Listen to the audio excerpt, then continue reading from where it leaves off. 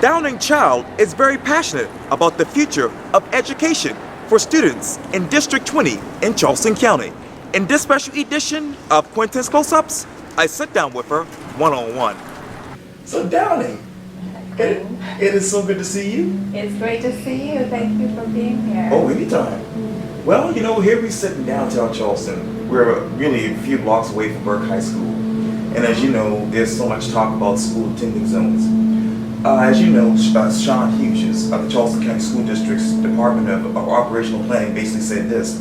The proposed plan is to move the line between District 20, the downtown school district, and District 4, the North Charleston School District, and make them even with the current boundaries of the city of Charleston, the city of North Charleston. Right now, they're not.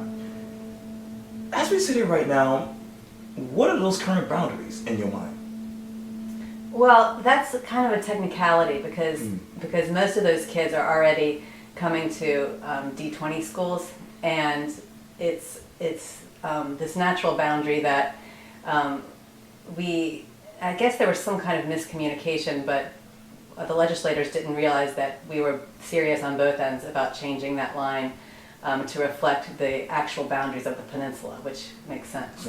So they're currently technically south of the peninsula. So although that part is considered downtown Charleston, right, the kids are zoned currently for North Charleston. Wow. So it's a small area actually, and a mostly industrial area. Sure. But it's not going to have, I don't think, a huge impact on our school system. And you know, as I just mentioned, Burke High School, obviously that particular school has been through so many changes over the year, from administrative to really academic. And I know that there's a plan for, really a vision for the new Burke. When you think of the new Burke, what sticks out to you? Well, Burke has a great history, as we all know. So the importance of its legacy is on the minds of everyone. Sure. But it can also hold the school back because half of the students in downtown neighborhoods do not go to Burke. Right. And that is our only zoned high school for all of downtown, which actually some people don't realize. Right. So it maintains its African American legacy, although at least half the peninsula is not African American and choose not to go there, which right, is obviously, if it weren't complicated, we would not have segregated schools right now in downtown Charleston in 2017. So I think that the changes that have happened in leadership over the last few years have brought about really important changes there. And we have the Low Country Tech program, which is interesting, and the beautiful culinary arts facility, which is fabulous. And we have some engineering programs and some other exciting things. The health program with that's some kind of more in keeping with modern medicine and training kids to be able to work in those kinds of jobs. Right. Is the idea. So for those kinds of students who are interested in those niches, I think it's exciting, and I think it's improving, and we of course want to bring more rigor to the school because it's been lagging, which is in keeping with our achievement gap. Sure. But at the same time, we've got to make it. I think we still need a neighborhood school, a school that appeals to all kids and draws all kids in. Right. So I'm not sure that Burke has made enough real effort to pull in the downtown neighborhood, and that's a concern as well.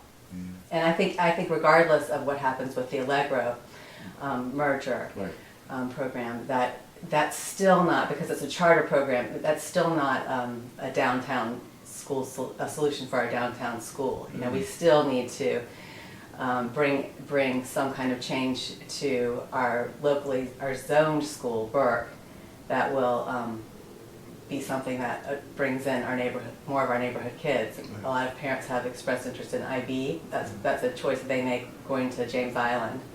So International Baccalaureate program, or something more in line with the School of the Arts or Academic Magnet, something that parents have already bought into. Sure. People say, which comes first, the chicken or the egg? Right. And I think, in this case, the chicken, because when you are sending your kids to high school, you parents really want a school that they know has the rigor and that has all of the requirements that their kids need to get into good colleges, and that has putting out kids with high ACTs and all of that stuff that unfortunately those numbers matter. So that's where we haven't really gained a lot of confidence in our downtown neighborhood. Speaking of leadership, Cheryl Swinton. Cheryl Swinton was named the executive principal of Burke High and Simmons Pinckney Middle, and she's been with. She served recently as the Wando High School's assistant principal and then associate principal for the past 15 years, and she's had some experience at Burke. What is it about Cheryl Swinton that is so downing child? Well, that's a funny question because I've never met Cheryl Really? Swinton. I'm going to meet her today, actually. Good. Yeah, but I've heard great things about her. Okay. So is that a compliment? Yeah, I was thinking, what is it that sticks out to you when you think of her? Well, I think that is significant that she has a history at Burke. Yes. So, and so I hope that doesn't. I think that's that can be a really exciting thing for the neighborhood. We've had a lot of positive response to her hiring. I always push for more outsiders in our school system, so I also think that that's important because we have a tendency to be so community oriented that it's hard for us to see our issues when we only hire insiders. But I don't think I think I've heard only really wonderful things about Cheryl Swinton and from the current administration at Burke, Anna Dassing, who's been the principal Right. there, has amazing things about her, and as well as basically everyone who knows her and works with her. So I'm excited to meet her and talk to her about her vision. Well, let me turn to something personal because, I've been affected by this as well because my brother had the same issue, and it's dyslexia. And I know you're a huge advocate of... Really?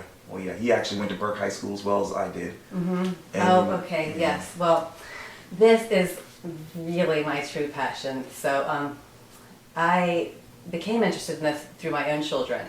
I have twins, and one of them is dyslexic. Oh, and so I realized that and ended up pulling him out of public school and sending him to Trident. And that's where I became really interested in the Orton-Gillingham approach, which is this approach that's very systematic, explicit, sequential. You go in a certain order and you really teach the rules of the language. Sure. And kids get it when you teach them this way. Right. And what I've realized is that, first of all, every kid can learn to read. Sure.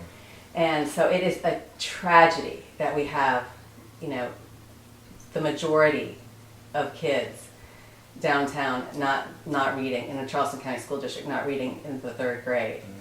And I realized that this approach is really something that we should be doing for all of our kids. It's not just for dyslexic kids. When you're one-on-one working with a dyslexic kid, you have the great privilege of being able to get to know them and work at their own pace and be able to understand their brain and what issues they have, because every kid's brain is wired differently. Sure. And so you can see what their weaknesses are, what their strengths are, and you can that's the whole point of it. You work and diagnostically, and you can shape your program for that student. But for all of our downtown kids, they are really lacking any kind of instruction in reading. Sure. And it's really quite shocking that most of our schools of education do not teach teachers how to teach reading at all. Primary school teachers. What else should they be learning in school to teach little kids except for how to teach reading? Right. And instead we have this whole language approach, basically. We still have, that's very indoctrinated into our system here. And a lot of people don't even really see that. But when you become very knowledgeable about this other way of teaching, Sure. you can see that this is not happening in our school system. And so the whole language approach is the idea that if you just put great books in kids, if you read them good books, they'll pick up the language. And it encourages guessing of words by their shape, by their letters, but it doesn't explicitly teach that correspondence between phonics and how to decode words for spelling and for reading. And so if the whole school district is whole language, there's especially one group of kids that has no chance of learning how to read, and those are kids who come from poor home literacy environments. So we know what that means. And that's why last year when we had the ACT Aspire, 84% of African American kids downtown were not reading at grade level in third grade, which means they're 4 times more likely to drop out of high school, according to statistics. I mean, that's just, it's a devastating statistic. And South Carolina promptly dropped that test and replaced it with something that has slightly higher results, which does not mean that our children are reading better. Right. And just a couple of weeks ago, I noticed that in Columbia, there was a letter sent from Molly Spearman to all of the superintendents saying that they have a new committee, and they were looking at the cutoff for that test in third grade to see the cutoff of proficiency. I mean, which is ludicrous, because we know what children should know how to do in third grade. They need to know how to read. Right. It really concerns me that the state of South Carolina is messing with that number, because what they do, of course, is they drop the proficiency rate. They lower our standards, which makes it look like our schools are doing better, which makes it look like they need to spend less money on helping those kids, and it's cheating all of us. It's really something that needs to change, as well as the Constitution of South Carolina, which says that we need to educate our children to a minimally adequate level. And you actually reeks of racism. Right. And you actually told the Postal Courier something very intriguing, quote, basically, nobody wants to put money into the intervention, so we don't have highly qualified people in our schools able to deal with this. Okay. With dyslexic kids, yes, Right. That's absolutely right. Who are those highly quality people in your mind? Well, so it's just very ironic that teachers who are actually certified to teach in our school system are often the least qualified among educators in our area to teach reading, because the private schools will provide extra training for their teachers often, and teachers like me are certified in the Orton-Gillingham approach, which is a rigorous approach with a mentor for years, and so I mean, I certainly feel like I can teach any child how to read, Sure. but I don't have the certification to go into our public school system. And I know that we do have some of my colleagues who have Orton-Gillingham certification do work in public school systems, but they have not always been received with welcome.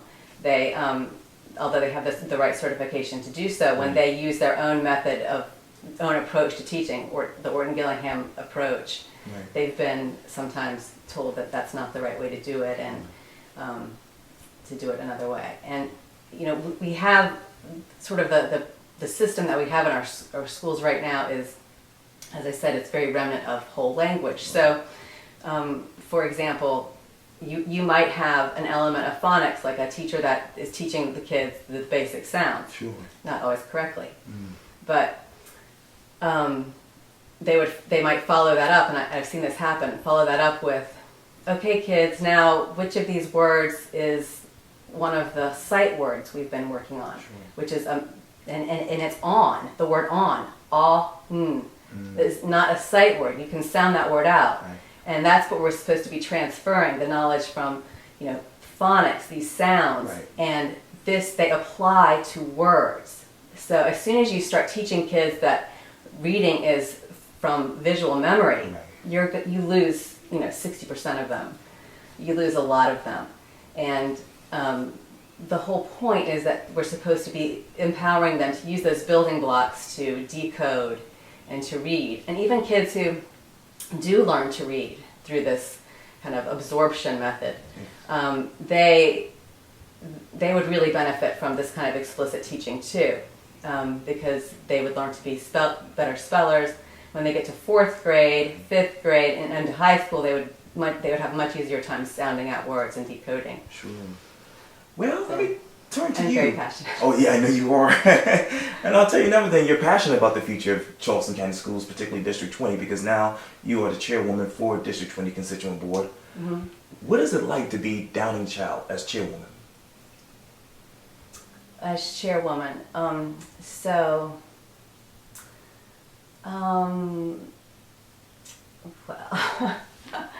well, I like to, I think we have an interesting board, and it's fulfilling to work with them. Everyone has a lot of passion. Sure. And we all come from different places. So I think that it's a good mix of people. And I think we have some very good principals. Sure. And that's new. And I really enjoy our getting to know the schools and in visiting the principals and hearing what's going on. And I think we have some really good changes that are happening. I like the personalized learning systems that are in some of our schools, and they offer the ability to really close those gaps that individual kids have, so they can have their math or their reading, and it's really more personalized to their own level, and so they can progress without having to pretend like they're getting it and they're not getting it, which has been happening in our schools forever. And then I also am very optimistic about our superintendent, Dr. Postlethwaite. I think she's the best thing to have happened to our school district. And she's got a great vision, and I trust her, and I think she's brave and she's bold, and she recognizes a lot of these problems that we have, So that's a great start. That's great to hear. And she's done a very good job with hiring within our schools, I think, and is on the right track in a lot of ways. And she's helped to, this administration has helped to standardize all of our procedures. Sure. So whereas previously all of the school districts, the constituent school boards, had, basically would fly by the seat of their pants in their discipline hearings, in terms of how they run them. I'm sure were all done in quite different ways. So she has actually, we have produced now a script that we follow, and that's helpful. And we've had some training in terms of how to handle certain situations, and all of that makes a lot of sense. With a county that's this big, we need to make sure everyone is well trained, and I think she's doing a much better job of just reaching out to the constituent school boards, which is something you have to do when you have a county this big, because you can't be everywhere at once. And so rather than looking at these elected people in the constituent school boards as adversaries, they're really can be a help to her, and I hope that she's feeling that support. Yes, indeed. Well, Downing Child, thank you so much for your time. I really, really appreciate this. Thank you, Quintin. I appreciate that.